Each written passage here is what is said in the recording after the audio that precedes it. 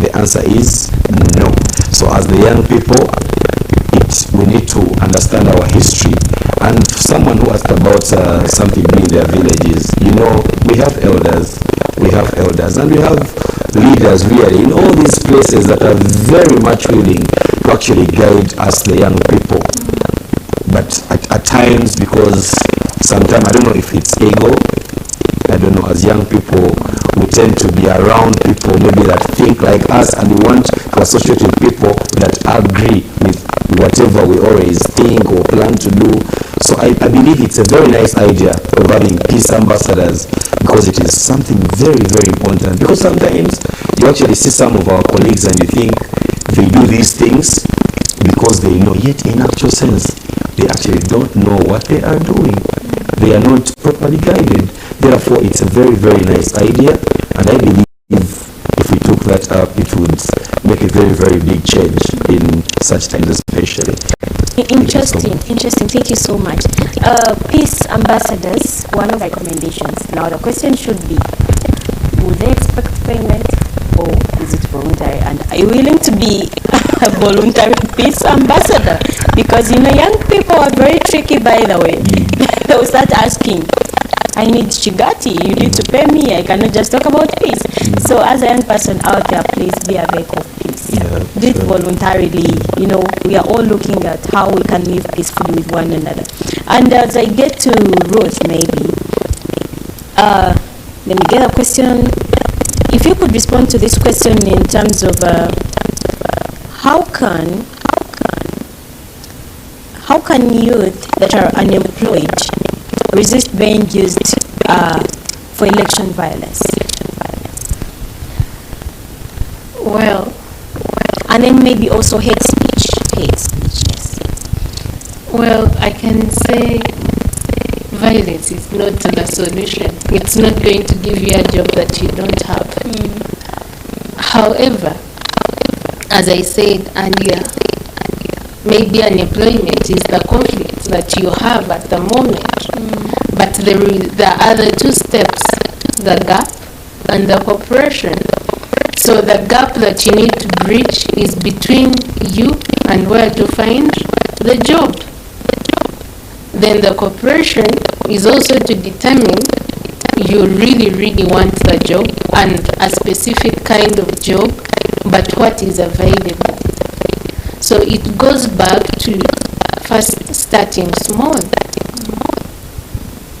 Most of the youth you find that we've outgrown our communities, Then you find that you cannot settle for certain jobs, and then maybe you're lied or deceived into getting in groups of politicians or people who don't believe in peaceful ways of solving issues, and they're lying to you with small amounts of money to push their narrative.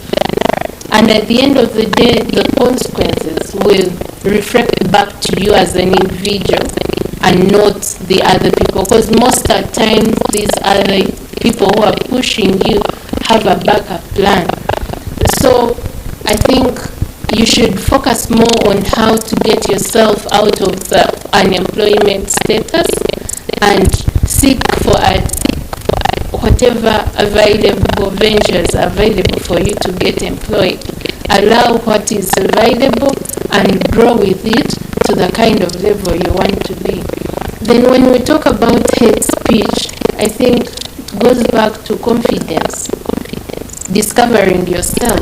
Who are you? What do you believe in?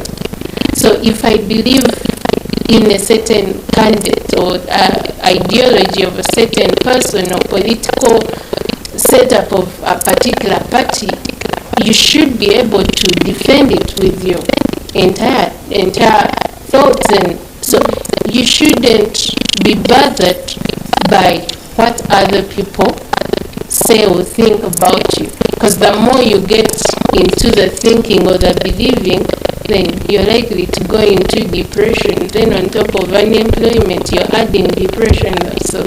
So let's desist from from being naive, we have a country to serve, a country to grow in. So hate speech should be a side of the things that are bothering us. And the youth, you're confident, you have many years ahead of you. So I think you shouldn't focus on the negative, focus on the positive and who you are, what you believe is right, what you're supporting and what it is solving. You should focus on that and push that. Thank you so much, Akampuria. Your parting shots, Mandela. Thank Please, in less than 2 minutes, time is fast spent. I will do my best. So, I guess my final words to the viewers would be, to the young and peace-loving Ugandans, please come out, and as you enter into this civic arena, enter it with a clear mind to vote wisely and to vote consciously. To our working class youth, again, please come out, exercise your civic duty, do not be indolent, shun indolence, and do not be also counted amongst the dull-minded proletariats who are just going with the wind. Be cautious and make a wise choice. For me, I will borrow wisdom from the Holy Book, and I will tell you that the Bible in Matthew 5:15 tells us you do not light a lamp and put it under a bed. You do not light a lamp and put it under a table. Instead, you put it on a stand so that it can provide light for everybody. For me, my personal belief is that Uganda has a bright and shining star and light. It has a seasoned, it has a person who is a champion of peace, not just in Uganda, but in the entire region, amongst other candidates. But I just want to urge all Ugandans to weigh these different considerations, to be rational and weigh the pros versus the cons of picking a candidate and not merely going with waves. It will be important because this is very, very crucial. We are at the dawn of a new epoch of qualitative transformation, and we do not want to risk straining or interrupting this progress by engaging in misguided, defeatist and belligerent campaigns. Instead, you go as youth and engage in productive activities in the civic and peaceful arenas and all the other arenas that have been availed by the government. Come out and show your worth as the youth. Interesting. Thank you so much, Mandela, for that interesting conclusion. Unfortunately, I will not get your parting shots because of our time, but I do believe that it's been quite a very interesting conversation, and of course with amazing panelists who've been able to clearly and wholly dissect the conversation around peace, youth participation in elections, but also make a call to action to the different stakeholders, and also to our online audience that has been able to share or to ask a question or two. We do appreciate you for following us. Now, we've been discussing the role of youth participation in elections and ensuring that we do have peaceful elections.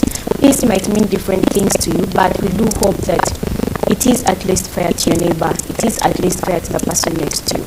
Do not be the person that picks the stone, and also do not be the person that is at the front line of violence. Do something that is productive. Ensure that you do call to action religious leaders, cultural leaders. Be a peace ambassador. I don't think we even need to have a structure to say this is a youth ambassador or this is a peace ambassador. You can actually on your own decide to be an agent of peace. Some of the other mechanisms could be having fireplace conversations and have those people you believe in within your community and villages to do contribute to the peace. Be part of solving the conflict rather than one that always causes the conflict. And of course, right here at U24, want to thank the team behind the production, want to thank everyone that makes it possible for this show to happen. And been having Akampuria Kachihoza, who is a lawyer, been having David, who is a mindset instructor, been having Mandela, who is also a lawyer. Thank you so much for joining in. And of course, this is Jesslyn Akunda. Continue to follow us.